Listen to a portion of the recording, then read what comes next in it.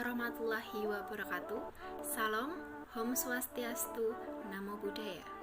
Perkenalkan, saya Marsha Aswiandra Maulani dan ada dua rekan saya yaitu bernama Nuh Arifda Juliansah Putri dan Muhammad Noval Riyandi akan mempresentasikan tentang kewajiban perpajakan pelaku perorangan usaha rintisan atau biasa disebut dengan startup. Baik, pada slide ini muncul pertanyaan, apa itu usaha rintisan atau biasa disebut dengan startup? Startup merupakan company atau perusahaan yang ada pada tahapan pertama dalam operasinya. Adapun memang perusahaan ini seringkali didanai oleh beberapa pendiri usahanya saat-saat mereka memang sedang melakukan pengembangan terhadap sebuah produk maupun layanan yang mereka percaya sebagai sebuah permintaan. Startup di Indonesia berkembang cukup pesat, bahkan setiap tahun atau setiap bulannya akan ada founder baru yang bermunculan untuk menawarkan produknya.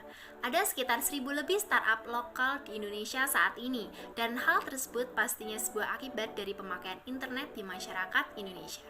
Keberadaan internet ini bisa digunakan untuk mendirikan sebuah bisnis startup dan bahkan ada sebuah riset yang mengatakan bahwa pada tahun 2013 saja pengguna internet di Indonesia sudah lebih dari 70 juta orang. Dengan begitu sudah bisa dibayangkan sendiri berapa banyak pengguna internet di tahun 2020 ini. Hal itu ditambah dengan daya konsumtif masyarakat Indonesia menjadikan faktor banyaknya startup yang bermunculan. Karakteristik startup. Yang pertama, usia perusahaan rintisan kurang dari 3 tahun.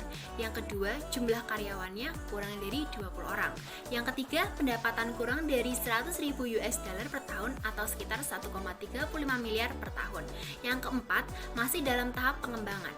Yang kelima, sumber daya manusia di startup mempunyai kemampuan yang berkualitas dan bisa mengerjakan 2 atau lebih pekerjaan sekaligus atau biasa disebut dengan multitasking. Yang keenam, mempunyai semangat muda yang sangat tinggi. Yang ketujuh, biasanya bergerak di bidang teknologi. Dan yang terakhir, produk yang diciptakan biasanya berupa aplikasi dalam bentuk digital. Pada slide ini akan muncul pertanyaan baru, yaitu apakah perbedaan antara UKM dengan startup? Perbedaannya adalah terletak pada jenis usahanya. Jika usaha UKM lebih menghasilkan suatu produk, bentuk usaha startup lebih mengandalkan jasa. Sehingga UKM biasanya hasil usahanya dapat langsung dinikmati oleh konsumen, seperti pakaian, kuliner, dan karya seni. Sementara startup lebih ke arah aplikasi atau software, seperti digital marketing agency atau cloud-based service.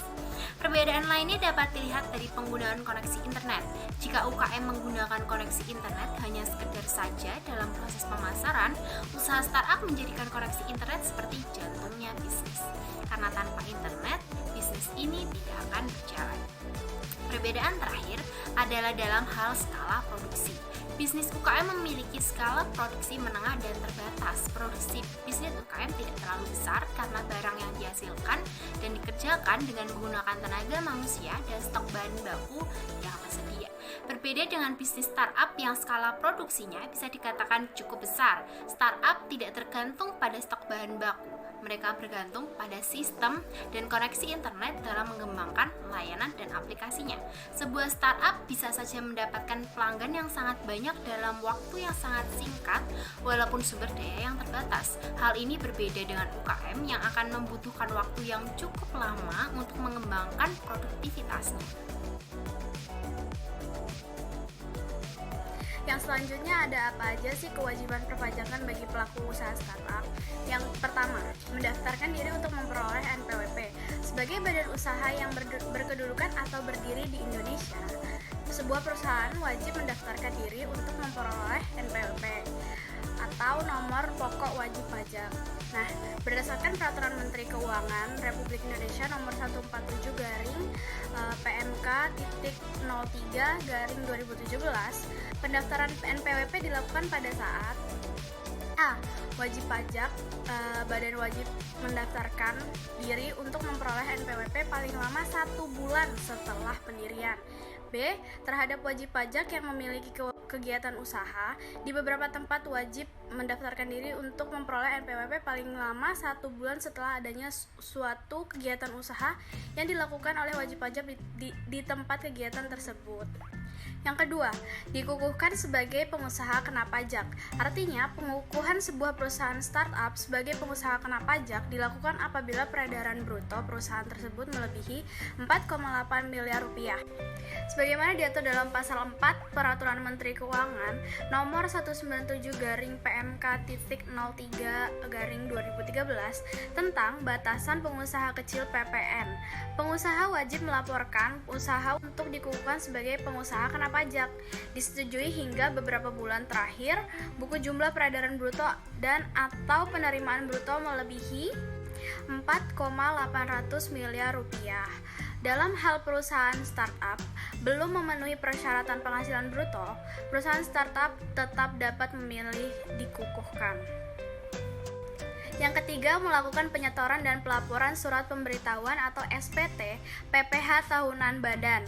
Penghasilan yang diperoleh dari kegiatan perusahaan startup dikenakan pajak perusahaan berupa PPh tahunan badan. Oleh karena itu, pihak perusahaan harus melakukan pembayaran dan pelaporan surat pemberitahuan PPh badan. Pembayaran dilakukan paling lama 4 bulan setelah berakhirnya tahun pajak. Apabila pelaporan tidak dilakukan tepat waktu, maka akan dikenakan sanksi berupa denda senilai 1 juta rupiah. Yang terakhir ada melakukan penyetoran dan pelaporan surat pemberitahuan massa. Artinya, selain SPT PPN, perusahaan startup juga wajib melakukan penyetoran dan pelaporan SPT massa lainnya, diantaranya yaitu PPh 21/26, PPh 22 apabila ditunjuk sebagai pemungut PPh 22, PPh 23/26, dan PPh final. Perusahaan startup yang memiliki penghasilan di bawah 4,8 miliar rupiah per tahunnya tidak dikenakan pajak atau dikategorikan sebagai usaha mikro, kecil, dan menengah, artinya UMKM. Hal ini bertujuan untuk menjaga perusahaan kecil agar terus berkembang. Startup memang dirintis dari kecil dengan tidak dituntut harus berbadan hukum dan dikenai pajak. Namun, jauh ke depannya, para pelaku bisnis startup harus membuat badan hukum seperti perseroan terbatas untuk dapat berinvestasi. Lalu bagaimana sih menentukan pengenaan pajak untuk suatu transaksi? Dalam hal ini sangat dibutuhkan keterangan-keterangan pendukung yang jelas dan spesifik karena variasi pengenaan pajak pada suatu transaksi tidaklah hanya satu atau dua macam, namun banyak jenisnya. Hal-hal yang harus didalami adalah kita harus mengetahui pihak-pihak mana yang sedang bertransaksi, bagaimana cara melakukan transaksinya, kapan waktu dilakukan, berapa jumlahnya, bagaimana profil pihak-pihak yang bertransaksi, apa yang ditransaksikan, dan masih banyak hal lain yang harus dipastikan dulu bagaimana detail untuk kemudian disimpulkan bagaimana pengenaan pajaknya. Aspek PPh yang akan melekat pada perusahaan atau badan usaha dapat digolongkan menjadi dua. Yang pertama, PPh atas penghasilan yang diperoleh perusahaan itu sendiri. Yang kedua, PPh atas penghasilan pihak lain yang dibayarkan oleh perusahaan. Pada aspek PPh yang pertama, karena kita memperoleh penghasilan, maka nantinya kita akan menghitung dan membayar PPh secara tersendiri. Pada aspek PPh yang kedua, saat perusahaan membayar atau memberikan uang kepada pihak lain, maka perusahaan juga diwajibkan untuk memotong PPh atas pembayaran tersebut. Jadi, dari sisi perusahaan, pembayaran yang dikeluarkan adalah biaya. Namun, bagi pihak yang menerima pembayaran adalah penghasilan. Atas kondisi tersebut, perusahaan berkewajiban melakukan pemotongan PPh.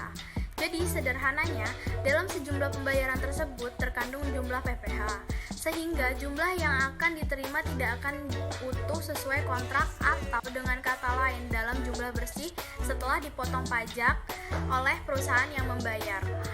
Jika perusahaan keliru atau tidak melakukan pemotongan, maka perusahaan akan mendapat tagihan beserta sanksi perpajakannya. Sebelumnya perkenalkan, saya Muhammad Novel Riyandi akan melanjutkan pemaparan presentasi kali ini. Dalam PPh, pasal ke-23 dan 26, objeknya adalah pembayaran dividen, bunga jasa hadiah kepada badan dan royalti sewa kepada badan dan individu. Untuk hitungannya, 2% untuk sewa dan jasa, dan 15% untuk dividen, bunga, hadiah, dan royalti. Untuk pembayarannya, dibayarkan sesuai hasil hitungan. Periode bulanan paling lambat, tanggal 10 bulan berikutnya.